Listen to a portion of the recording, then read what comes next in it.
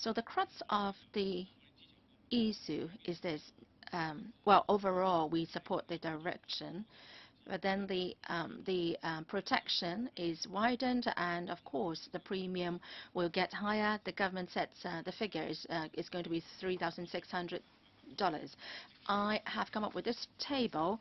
I have used the figures from the consultant's report, page 58, and the consultant said clearly that there is a variance of a negative 8% to plus 45%.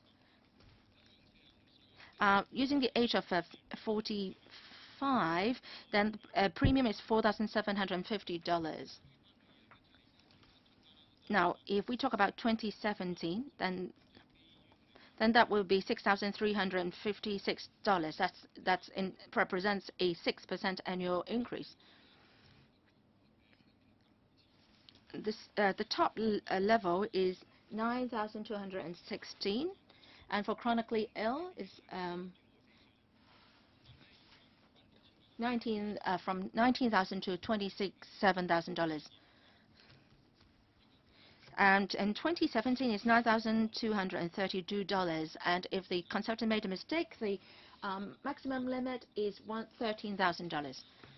Now, if you are 30 to 34, the fee is $2,200, and 2017 is $29,000, and we're talking about 30 to 34 years ago, and we're talking about 2017.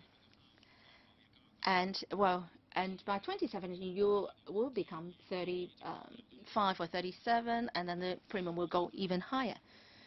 The government has reserved $50 billion for the scheme. But before the end of the consultation, the government said that it will be only $20 billion will stay. And, well, and if you talk about a discount of 30%, then that would make a difference too.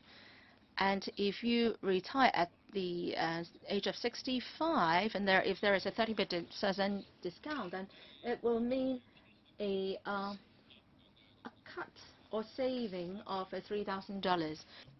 We have to make projections for the future, and we are not aware of the actual operation of the market, and we don't know how much more they will charge, say 5 years or 10 years down the road. So there is a problem with the communication.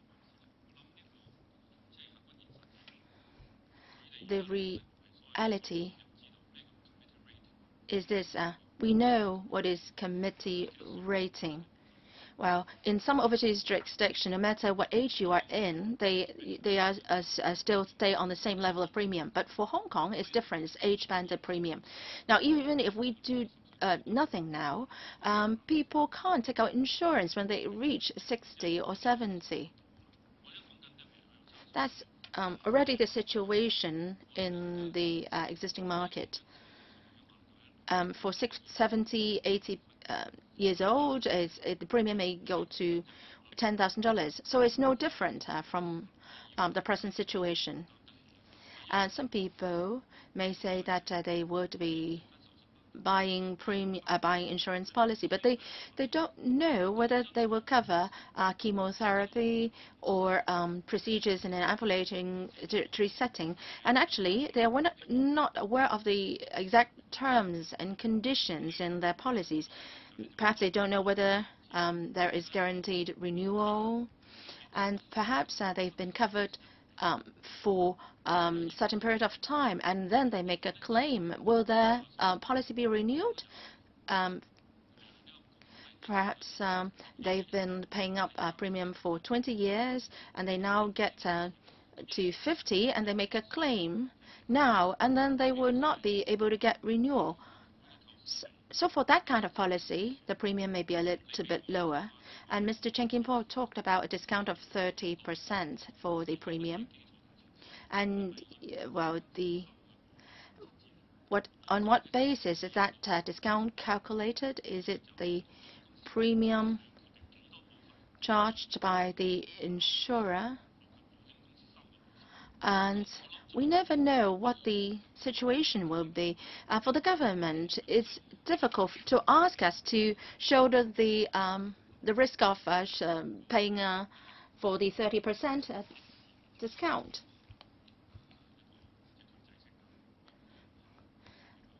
Members of the public do not like a mandatory system, and some of them don't want a voluntary contributory system. I say that without the $50 billion to attract people, then young people, healthy people will not take out insurance cover. And the scheme, therefore, is not sustainable. Now, if one has paid premium for many years, one cannot afford any more because the premium is too high. And that is the time he needs insurance most.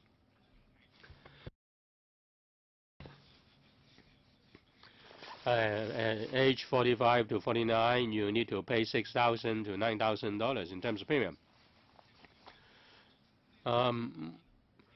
For those who can only afford about $3,000, they will go to the public sector hospital.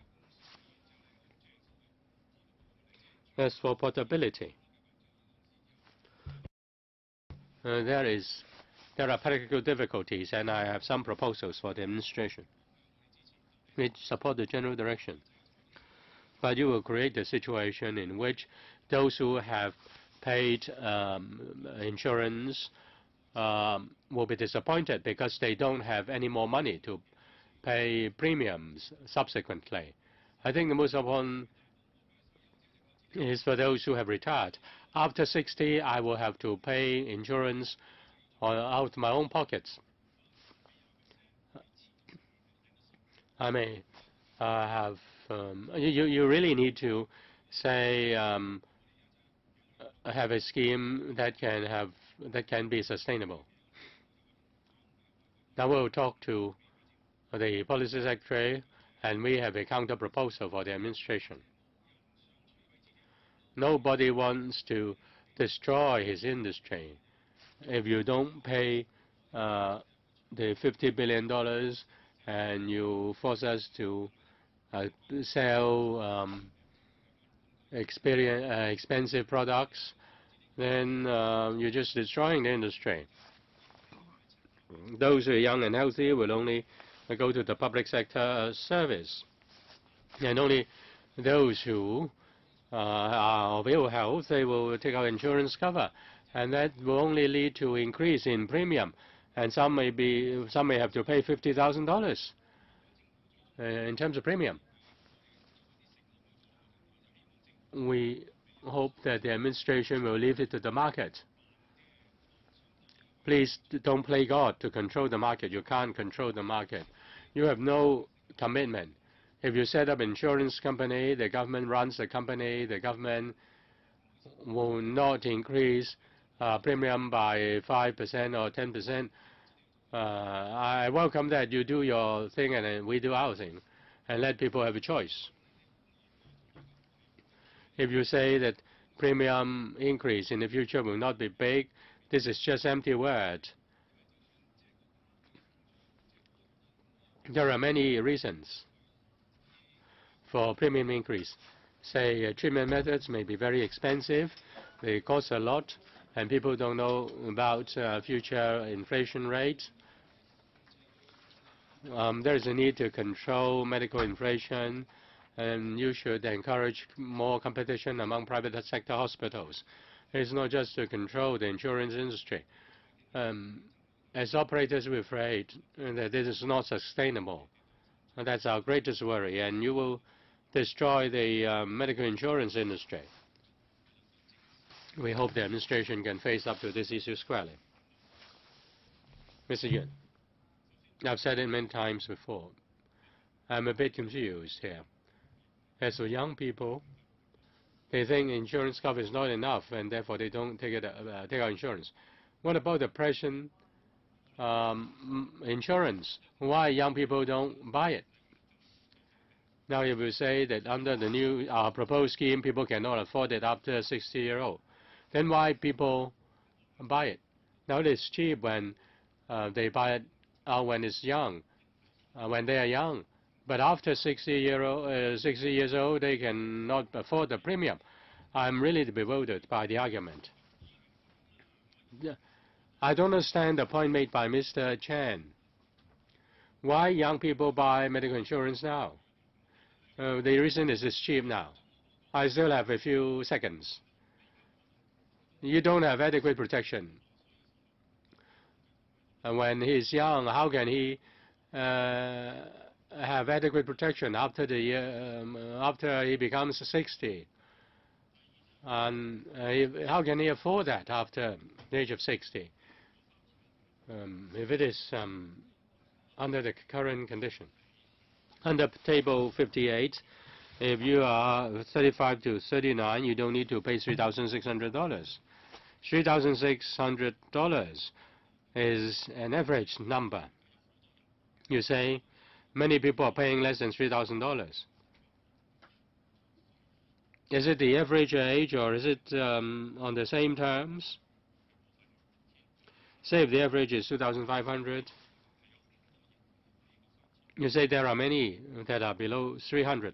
I say my number is an average number. That's why I'm not clear about what the point made by Mr. Chen.